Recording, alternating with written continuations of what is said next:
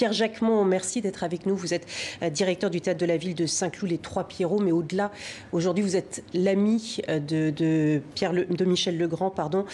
Vous deviez le programmer à votre théâtre le 21 février, piano solo, parce qu'il venait de composer justement une symphonie musicale. Ça doit être pour Nathalie Dessay.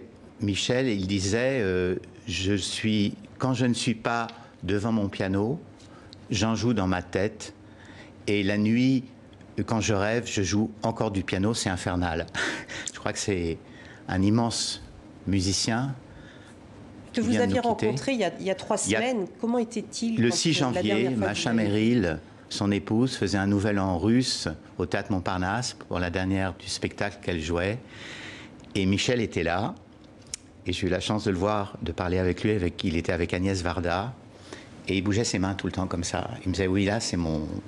Il ne faut pas que ça me lâche. Il avait une alerte l'automne dernier. Il avait rejoué entre-temps. Je me réjouissais de l'accueillir avec aussi Les Demoiselles de Rochefort et un film absolument extraordinaire qui est le documentaire de François Reichenbach, L'Amérique insolite, où tout le documentaire est accompagné d'une musique jazz de Michel Legrand qui est éblouissante. C'est d'ailleurs ce film qui lui avait ouvert les portes d'Hollywood, qu'il a reconnu ô combien après, puisqu'elle a été 3 fois oscarisée, on vient de l'entendre dans le sujet signé par Karine Henry, 3 fois oscarisée et jamais césarisée, le César français du cinéma. Il a pourtant été nommé. Quel était son rapport avec le public français? Avec le public, excellent, parce que je prendrai par exemple mes enfants et tous les jeunes interprètes qui étaient dans la reprise des Parapluies de Cherbourg. Vous passez Legrand au cinéma, c'est plein, et de jeunes adultes. Pourquoi? Parce que c'est une musique de joie, d'amour, et c'est quelqu'un... On a 2 grands artistes qui ont fait swinguer le français. Je dirais, c'est Charles Trenet et c'est Michel Legrand. Et Michel Legrand, c'est encore... musicalement un cran au-dessus, c'est quand même un élève de Nadia Boulanger. Je dirais que c'est notre Bernstein français. Michel Legrand qui disait aussi qu'il aimait être débutant, avoir cette audace du débutant justement pour créer. On va l'entendre dans une interview qui avait été menée par Jean-Baptiste Urbain, c'était en février 2017, on l'écoute. J'écris selon mon inspiration, selon mon désir, selon mon envie, selon... Et puis, vous savez, quand on débute, c'est la chose principale de la vie. Il faut débuter tout le temps. Moi, je débute. C'est pour ça que quand on débute, on a toutes les audaces, parce qu'on ne sait pas très bien ce qu'on fait. C'est une jouvence, parce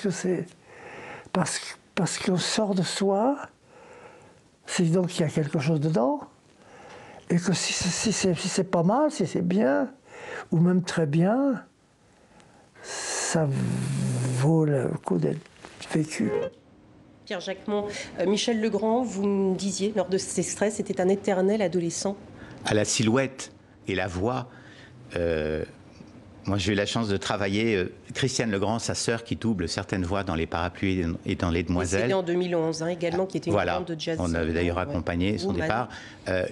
Christiane a été mon professeur, c'était un soleil comme Michel, et elle me disait, tu regardes, il fait tout ce qu'il ne faut pas faire quand il chante dans les aigus, qu'il lève la tête avec ce sourire, mais une forme de vitalité, d'enthousiasme, oui, d'éternelle adolescence. La chanson qui, pour moi, traduit le mieux cet état d'esprit, c'est la valse des lilas. On ne peut pas vivre éternellement avec des regrets. Tous les lilas de mai n'en finiront jamais de faire tourner la tête aux gens qui s'aiment. Vous pouvez nous la fredonner? Mais tous les lilas de mai n'en finiront jamais de faire la fête au cœur des gens qui s'aiment, tant que tournera le temps, jusqu'au dernier printemps. Le ciel aura 20 ans, les amoureux en auront tout autant. Voilà, des airs que l'on fredonne aujourd'hui beaucoup en France. Vous avez eu Macha Merrill, son épouse, un coup de foudre il y a 50 ans qu'il l'a épousée. De retrouvailles, d'amour, de jeunesse. C'est une comédienne merveilleuse. Je suis de tout cœur avec elle.